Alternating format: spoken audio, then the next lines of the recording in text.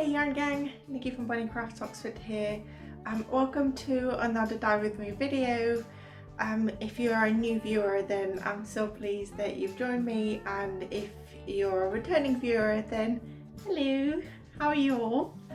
I don't usually stand in front of the camera when I do a Dye With Me video, but there was a couple of things I wanted to share with you. First, I wanted to make a little announcement, and then I wanted to tell you a little bit about the inspiration behind this video.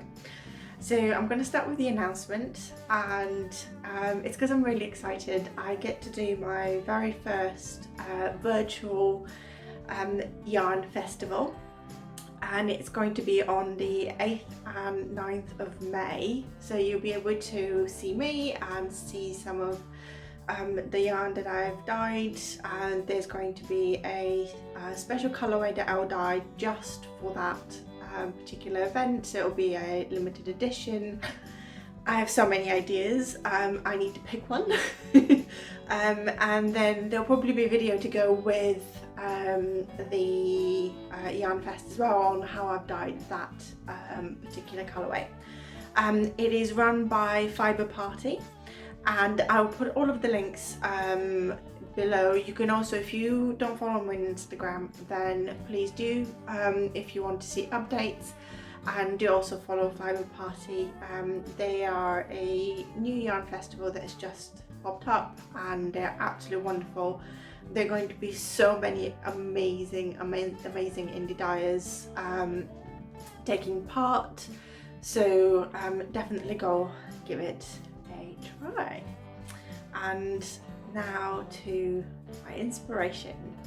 So I woke up this morning having watched the newest episode of the Fibre Hustle's Fibercast yesterday, and I left a little comment specifically because the way that Aaron modelled his socks was amazing, and my partner Tom quite enjoyed the guitar section. He's a guitarist himself, so he just really enjoyed that. So I'd left a little comment, and lo and behold, I woke up this morning not only to reply, but to them having followed my channel, and being completely starstruck and completely just in love with both of them. They are genuinely the nicest, sweetest, most wonderful people, and watching them actually just, it brightens up my day. You could see the affection and the warmth and the love they have for each other and for their crafts and for the community, and they are so funny. And I absolutely love Chip and his Flores Lava. That is the best. So every time Chip mentions Flores Lava, I just kind of do a little dance. So anyway, having watched this, Chip has been, every time, every video I need to like bang something that shakes the camera. I'm so sorry. But going back to this, because it's 3 minutes into the video and I still haven't explained what we're doing. So Chip has been working on the salt and pepper quilt, or his version of the salt and pepper quilt. So Chip quilts and sews and is amazing seamstress. What is the male equivalent of a seamstress? We're gonna have to look that one up. But anyway, he's just an absolute genius when it comes to the sewing machine, and Aaron knits and crochets and does marvellous things with yarn. So Chip has been working on the salt and pepper quilt, or his version of it, over the last few episodes. He has shown the fabrics that he's chosen, and in the latest episode he actually showed us the finished quilt. And this has been something that's been in the back of my mind for a little while, but it has spurred me on. Their response to my little comment has spurred me on. I thought, you know what, I'm absolutely going to do this now. So I'm going to try and dye a yarn, a colourway, inspired by Chip's version of the salt and pepper quilt. And then by the time I hope that this video's come out, I would have reached out to them because I would like to send that yarn to Aaron, so that he has his own little bit of salt and pepper. It's gonna be one of them episodes, guys. I haven't slept in a few days. There's been a storm outside and I'm very happy my fence is still up, but whether that'll be the case, we'll see. So anyway, there will be an image of the salt and pepper quilt, so Chip's version over here, and I will also link to the original pattern for it that he used, the inspiration to it. And I'm going to try and put the yarn together, and then I'll try and send it over to Aaron so that he can hopefully make something, or alternatively he can also use it if he chooses to. It can go towards the bingo night that they do. So this is what we're doing. I am going to use 2 types of yarn, so I'm going to do 2 different bases, and I am going to pause this, go and set up, and as I set up I will talk through the idea. Okay, we are all set up. So what are we going to do? I'm going to put on my gloves, and I'm also going to put on my mask. Well, I'll put on my mask in a minute, but let me just first run you through what we're going to do. So I have 2 skeins of yarn over here. So I have a DK, which is 80% merino, 20% nylon, and then I have my high twist 8515. And I also actually on here I have a mini skein that's a sock yarn that I put in because I wanted to be able to knit a swatch from this once it is done, because if this turns out as nicely as I hope it will, then Chip's Salt and Pepper is going to be a colourway that will be permanently featured on my website. So what are we going to do? Based on the photo that you would have seen, you can see that Chip has used some amazing shades of grey, and then his other colours are predominantly yellow and orange, in just all types of tones of yellow and orange.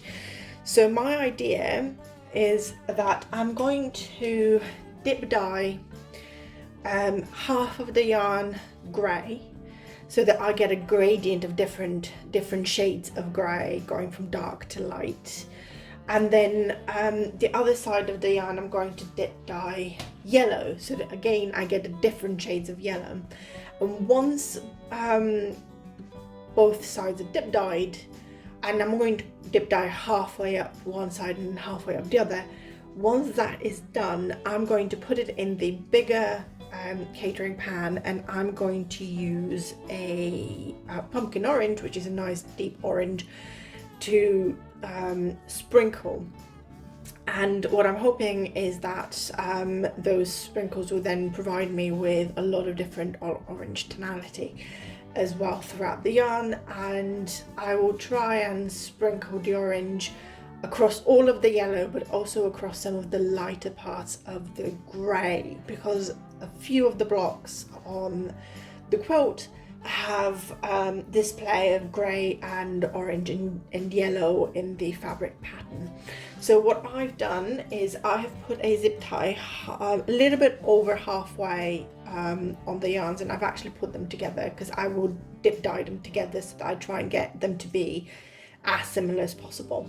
Now I would normally not dip dye in this pan. This is my half size catering pan, but I think because I'm not dip dyeing the whole skein, and because I want to get quite a lot of tonality, the shallowness of the pan is actually going to work to my benefit. I'm wondering whether to put a little bit more water in here, and I think what I might do is just add a little bit of the pre-soak.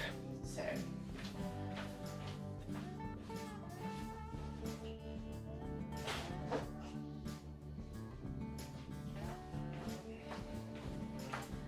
I got my pre-soak here. Just going to, And this is actually going to introduce a little bit of acid as well. So the pre-soak was just tap water with some citric acid in it. I can pour the rest of it away because we don't need it. I can clean up all the splashing I did around the sink, and I'm just going to go and get one of my little towels that I use to wipe my hands because I got them wet. There we go. Am I going to need a spoon? I might need a spoon.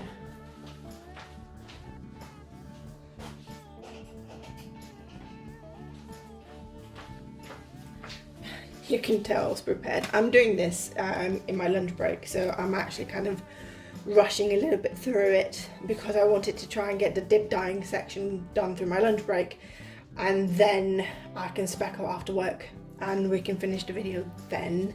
And I'd really like the yarn to be dry in time for this Saturday. So it is, what is it, Thursday the 11th today? Yes, it's Thursday the 11th of March today, and I would love for this video to come out on Sunday 14th? 15th? 14th? Yeah, something like that.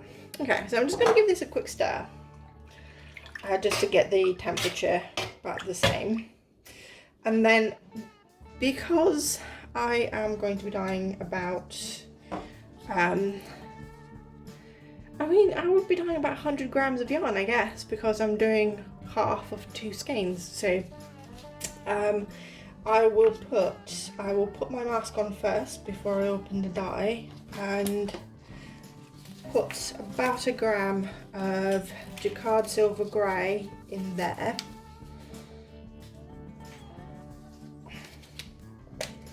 Okay, mask on. Jangling with my measuring spoons. And so Jacquard Silver Grey as well is a very, very fine powder. So I'll pop it in here. If I need to adjust the tone, I will. But let's have a look and see what happens.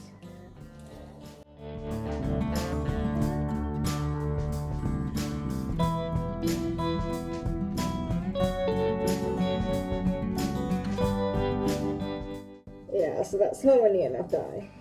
So I'm going to put a little bit more in there. It's a beautiful grey, and to be fair, there's some very dark patches in the, so I'm going to do about the same. But what I'm going to do, you bear with me.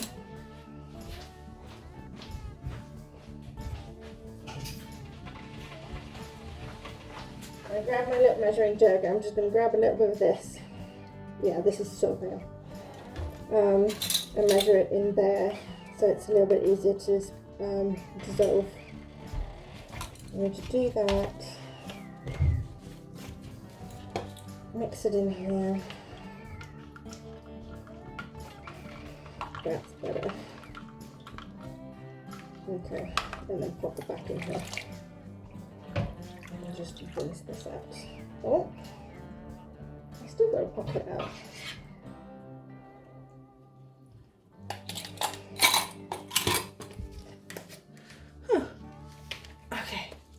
Absolutely hate this mask. I think it's because masks in general have been sort of our life for the last year. Next Wednesday is going to be 1 year anniversary since me and my partner have been working from home. I've not seen most of my colleagues at all since then. I've seen my line manager 3 times where he's had to come to the front door and just drop work off at the front door.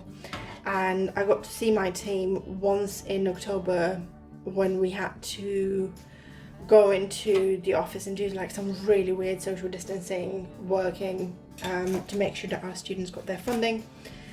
But yeah, that was a lot of fun.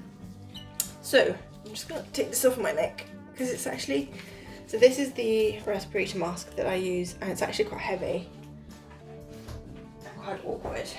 So I'm going to start dip dyeing, and moving things around, and hopefully there's the weight of the yarn is not going to lift too much of the water volume up. I didn't really think about water volume. I used to do science. I don't do science anymore. Okay. Right, so I'm going to try and go quite slowly so that I get really nice tonality. So I'm just going to do that. And you see it is an absolutely gorgeous grey. And my plan is once we've got the grey in the yarn, I then might do a little bit of glazing towards the bottom where it's darkest with some jacquard jet black. The idea being that there's some very, very dark slate grey or steel grey, I don't even know what to call it. Yeah, we're getting a bit of a gradient. I'm liking this. There is, as I said, there is acid in the yarn. There was some acid in the pre-soak. So I'm just gonna do this.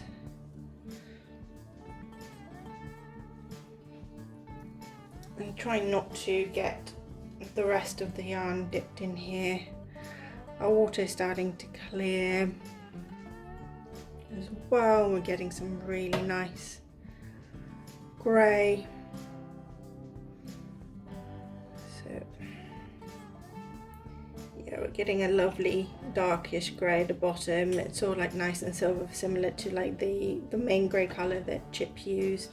So I'm just going to put this here on the side. The rest of the yarn is resting in my big steel catering pan. And so you see the water is pretty much clear. And we've got a nice, I don't know whether I'm going to, I think I might do some glazing, you know, just to get a bit more grey tones in here. But yeah, I will leave this in here now to set. I might add a little bit more acid to the pan. And then I will pause the video and leave it to set for about 20 minutes. It's just a teaspoon of citric acid in there, and it will help with the yellow when we dip dye, because we're going to use the same dye bath to do the yellow. And I think what I might do, because yellow is can take a little bit of time to absorb. There's a little fruit fly flying around my face. Do you know, I absolutely love this grey. I'm going to try and see if I can lift it out and show you. Just here at the bottom is just the most wonderful. Let me see if I can bring it closer. You can see my pajamas. Oh, there you go. It's almost like, because we're dip dyeing as well, the yarn actually looks glazed rather than completely dyed, which I love, because it just gives us so much more tonality. And this is exactly what I wanted. So far I'm quite pleased. I've got some very, very light grey at the top. So this portion over here I'm actually going to dye a dip dye in yellow as well. I was debating on using some neon yellows as well, but I also wanted to consider if Aaron wants to use this yarn for himself rather than the bingo, or you know, he gets both skeins anyway, so he can keep one and bingo one, whatever he wants to do. It's entirely up to him because it is his yarn. I've not really seen him use neon colours, so I thought I wouldn't, impose a neon yarn on him. Right, so I'll turn the heat up just a little bit and I will be back in 20 minutes. Okay, so I've taken the yarn out and I'll just try and bring it up to the camera without dunking it in the water again, just so you can see. So this is the tonality and the tones, and we have sort of put the tie back in the middle of the yarn, so you have this tone of grey that gets deeper and deeper. I did debate on whether to add some, oh, this is already dripping in. I did debate on whether to add some black and just glaze this with a little bit of black, but I have to say I love this colour, and I think if I was to glaze it I might upset myself by losing this tone. And this is very, to my eyes, this is very similar to some of the deeper greys that Chip had as part of his fabric. Granted, it doesn't show any of the charcoal greys that he had, but I don't necessarily want to try and represent every tone that was in Chip's fabric, because there were a lot of various tones. My pan's being funny. So I'm going to quickly put my mask on again and add some yellow to the pan, and we'll repeat the dip dyeing process with the yellow. It's very likely that you'll probably see this as a just sped up, but we'll see.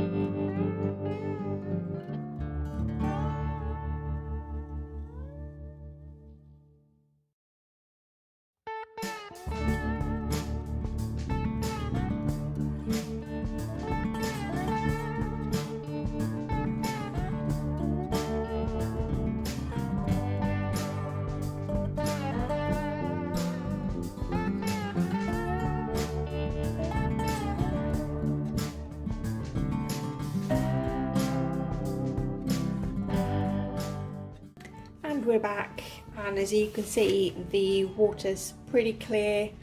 There may be a hint of yellow, but I don't know whether that might actually just be reflections.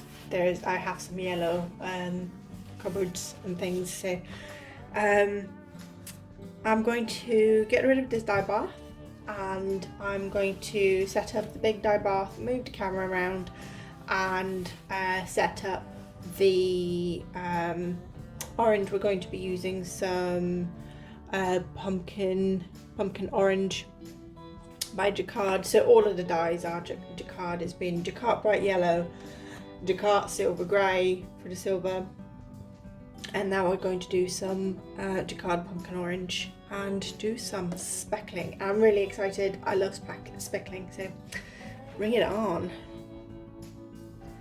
Alright, so we're all set up, and I mean, so the colours are pretty true on the, they're actually true on the camera, and I'm really quite excited because this is so far exactly what I was imagining. You can see we have loads of different tones of grey with some quite deep grey at the top. This is the DK and this is the high twist, and then we've got some really nice deep yellow, and so we've got them in the full-sized catering pan, and I have about 10 cups of water in here, I think. So it's pretty, it's low immersion, but it's not too low immersion. Like there's bits here in the yarn where it's in the water, and actually I think I'm going to try it because it's quite difficult to get it around the zip ties. So I'll just move the bit where water. Well, I'm just going to do that for a second, just to move the water around and move the yarn around. Right, so I've got my respirator mask ready, and I am going to do some sprinkling. So the idea for me is I will leave the really dark part without any sprinkles. I will also leave quite a lot of the really bright yellow part without any sprinkles, and I think I'm going to focus most of the speckles. I'm going to focus it on just the sort of, I guess, 2/3 of the yarn. So we'll leave a third at the top and a third at the bottom. I might need to move the yarn around here just to get some more of the light grey where I want it. So let me just do that. I will probably end up doing a voiceover for this, or for the majority of this. So just move this around a little bit.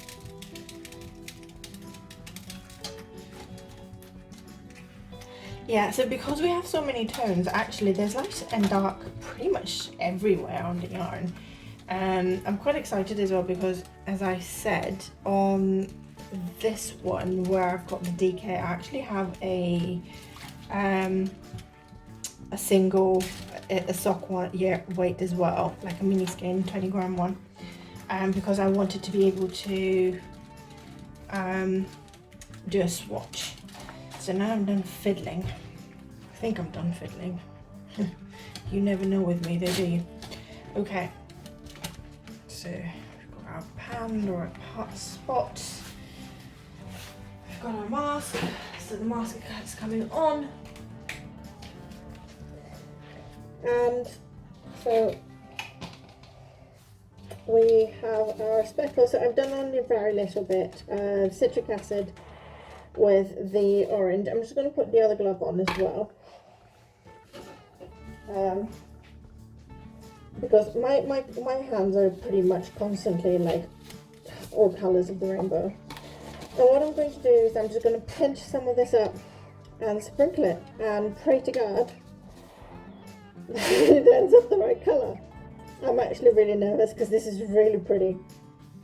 And to be honest, if these speckles ruin this, I'm just going to redo this and leave it just like this. I might just do that anyway. I absolutely love this colourway. I wonder what it would look like with this kind of a silvery purple.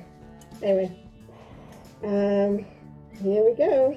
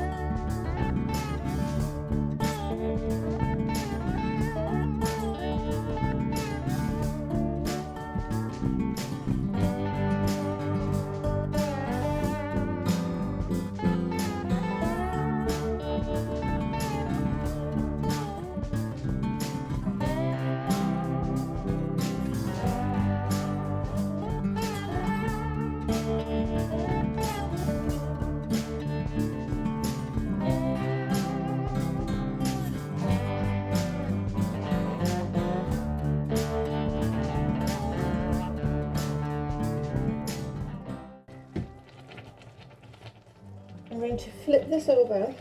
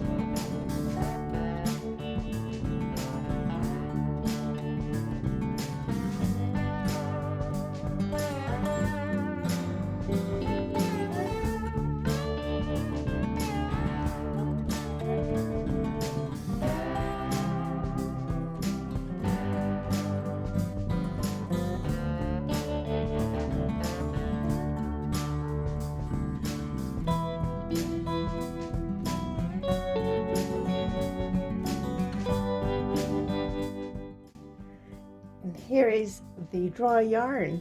I cannot be more pleased. I think this is absolutely beautiful.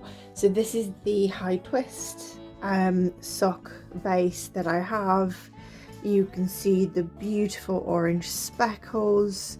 You can see the lovely deeper greys, the yellow, and the fade in here where we have sort of it fading into light grey and loads and loads and loads of beautiful orange speckles. And you have the same on the DK as well. The speckles on the DK are slightly more blown out, just because it's a fatter yarn. It's rounder as well, so they don't end up being quite as crisp. If I was to put the two of them together, you can see they're just larger speckles.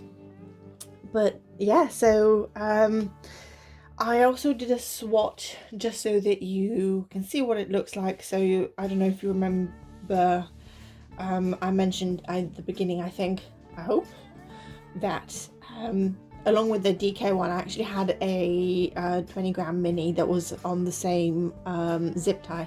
So I took the mini, and this is the swatch of the yarn. So I did I used a 3mm crochet hook, and then I used I think it's 3.5mm needle for the knitting. So I'm just gonna fold it. I haven't blocked this yet, but I think it'll block up beautifully. It's the stitch that I used was a half double crochet, American half double crochet, and there are 30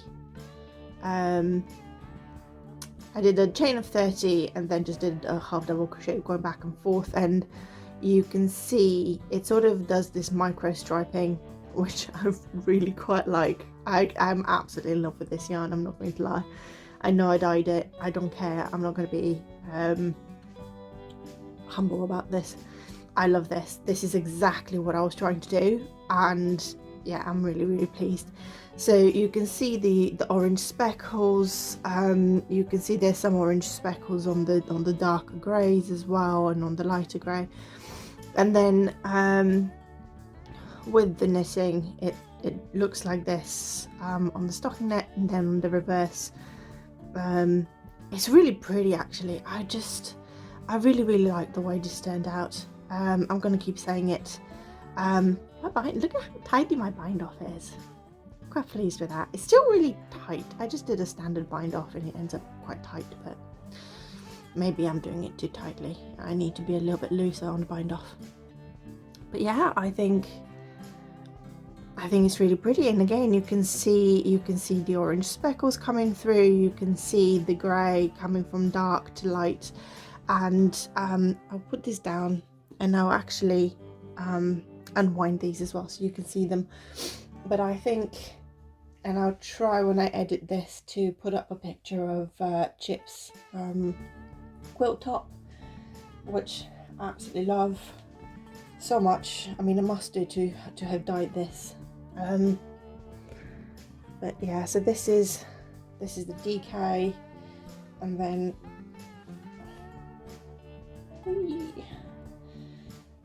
here is the high twist. So yeah, here are the two yarns. Let's do it that way and see if, no, my camera will not have them both that way. But there you go. I will see if I can just bring you in a little bit closer again.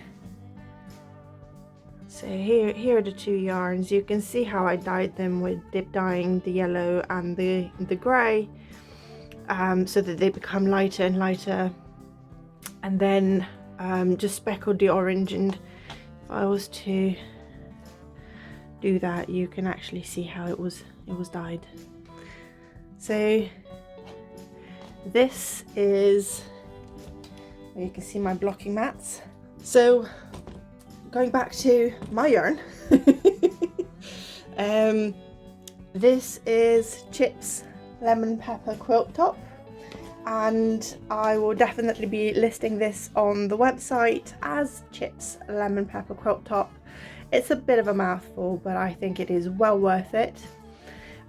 So thank you for joining me for yet another Dye With Me video. If you haven't done so already, please do subscribe, hit the thumbs up and the notification bell so that you don't miss any future content.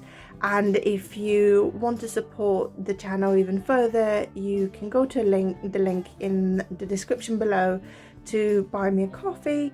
Or if you absolutely love any of the yarns that you see and you want to buy them, or you want to see what other yarns I have, you'll also be able to find a link to my Etsy shop, and very, very soon a link to my brand new website, which is coming in the next week or so, depending on how busy work is, as there's still a little bit that I need to do on the website.